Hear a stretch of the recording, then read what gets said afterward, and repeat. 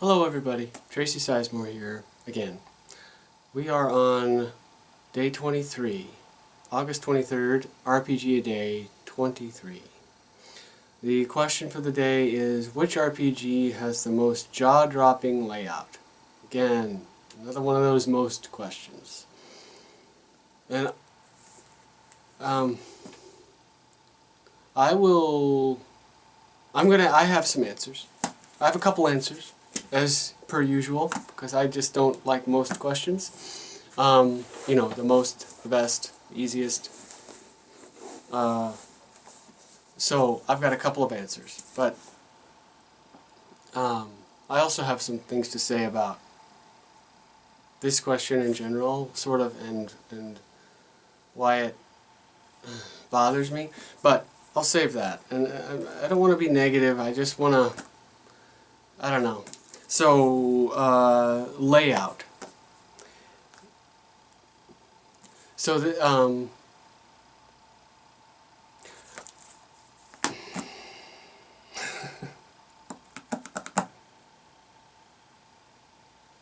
okay, let's get to this first thing. Layout is one of those things that your average player is just not going to pay attention to. Your average RPG reader is not going to actively look at the layout of the game and say, oh, I want to buy this game because it's got a great layout. And the reason I say that is not because layout is not unimportant. Layout is super important, right? Of course it is. And it can be beautiful. That's not to say that layout can't be beautiful. It can be beautiful. I've got a couple of great examples right here. And it can be it's an integral part of the game, the layout. But it's not something that an average player or GM is going to say, and is going to look through the book in the game store and say, I'm going to buy this book because it's got a great layout. Or I like this book because it has a great layout.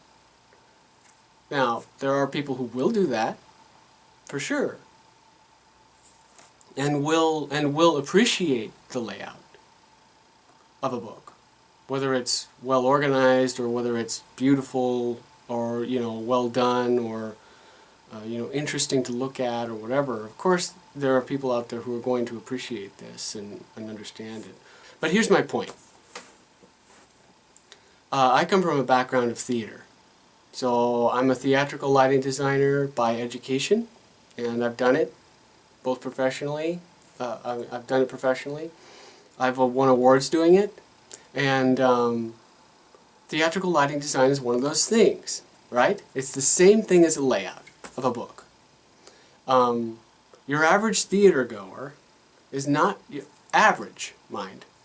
Average theater goer is not going to go into a theatrical production and say, I really loved the lighting design of that show.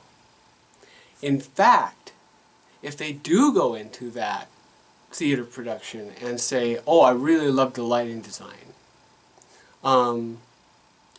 depending on the show, you may have not succeeded at creating a good lighting design. Because now there are certain shows that are obviously about that. I mean, those visual elements come to the forefront of the production, right? But if you're watching a play, or if you're watching something that is not necessarily about the production elements and more about the story and characters and how you relate to them and what you care about, the last thing that the lighting designer wants the audience to do is call attention, or wants to do is call attention to his lighting design, or her lighting design, by making it flashy, or trying to do something spectacular with it. Because the whole point of the show is to tell the story, not tell the story of the lights. So this can manifest itself both in bad lighting, like sloppy lighting, where you've got bleed on one side of the proscenium arch and there's stuff that's hanging out there that shouldn't obviously be there. That's one way to call attention to your lighting design. That's one way. Another way is to be so spectacularly flashy and so interesting that you take away from what is actually happening on stage. So it's hard to say. I mean, the point of a great lighting design, and I'm really being very specific here because this is a perfect analogy to layout, is to complement the story, to create an environment in which the story can live, and you know, to create the visual elements that the story needs to express what space we're in, you know, where we are, when we are, and on top of that, if you're lucky, expressing the mood that we are in. But to do that without the audience understanding that that's what you're doing. To take the actors on stage, the lighting design elements on stage, the set design elements on stage, the costume design elements on stage, and have all those things coming together and working in concert to tell the story. So I don't want to say that necessarily the highest compliment of a lighting designer is that the audience didn't notice the design. It's close. That's close. You don't want the audience, in most situations, not all, but in most, you don't want the audience to notice your design. You want them to engage with the story. You want them to feel that they are, you know, that they are in the forest in As You Like It, or that they are, you know, in a mine, like in a coal mine somewhere, or outside a coal mine somewhere, and to have the starkness of the lighting in that situation not only express that you are in that environment, but you are in that environment and it's complementing the mood and the story of the play without calling attention to itself. It's a powerful thing, and when you're really good at it, it's just like music in movies, where the music fades away and it's doing its own thing, but it's affecting you in a big way without drawing attention to itself. That's the same thing that's happening. And that's the same thing that's happening in the layout of an RPG. Super important, but not necessarily something that wants to call attention to itself. So, I'm really going off on a tangent there, but that's what this question has inspired me to say, because the question is basically attempting to call attention to an aspect of design, of RPG design, that the designers don't necessarily want called attention to. They want their layout to complement what their design is. They want their layout to be clear. They want it to be interesting, beautiful, to engage you, and in the best of circumstances, to inspire you to play the game. But they don't necessarily want you to critique the layout, you know? So, there are some that are very flashy layouts, very flashy. They are not necessarily the best choice for conveying the design of a game. So, with that in mind, here are my answers. Okay? So, first one, Deadlands Noir. This is a Savage Worlds setting. Big surprise, right? But Savage Worlds knows what they're doing with layout. They make it, they don't call attention to it. And yet it's beautiful, it's functional, and it it evokes the mood of the setting that they are trying to write. So, I mean, I can't take you through this book, but when you look through this book, it's the little things that matter. It's the mood that it's creating with the graphics that they use.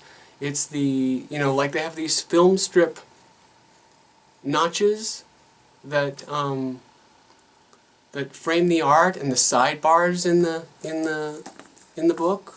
And it's those little things that evoke the mood of the setting, you know.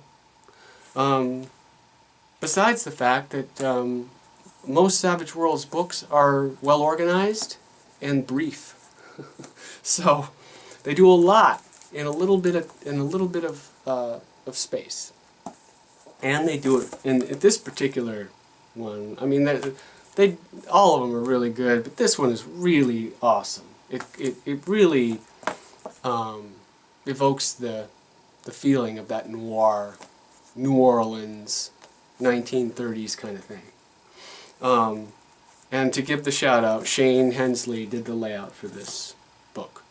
And Shane Hensley's the owner of Pinnacle Games. Really great guy, really nice. Not that that matters in this context, but he's one of the good ones in terms of RPG design. Okay, another one that I like, Bubblegum Shoe. The layout is by, and graphic design, Tiara Lynn Agresta.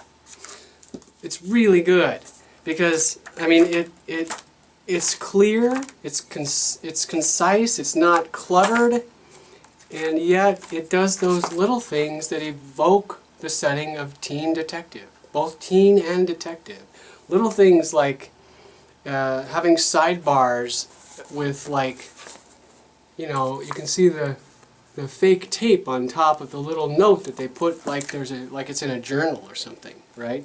And they do little highlights, as if somebody's highlighting a phrase, little paper clips on the side. So it's little and little notes that they put on the bottom of the page. You probably can't see that, but those little things that they do. It's not obtrusive. It doesn't get in the way. It just evokes the setting. It allows you to immerse yourself a little bit in the teen detective genre while you're reading the rules, and that's just the graphics of the layout. The rest of it, of course, is it's super clear and easy to read. And Evil Hat Games, they're really good at layout, really good, I think. I mean, for what I know about layout, what the fuck do I know, right? Okay, and finally, and this may be on the nose, but it's true. It's true. D&D 5e, Player's Handbook. The layout in this is just, again, super functional, super beautiful, without getting in the way. Without getting in the way. Now, there are others that I could mention that are super flashy. That go so far in the layout and graphic design of the book that it becomes a book about the graphic design and the layout, and not a book about the RPG that it's describing. Now that's going to an extreme, but I think what my point is the layout should be one of those things that you just don't notice, and yet should be one of those things that affects you and inspires you and helps you understand the game and complements what it's trying to do.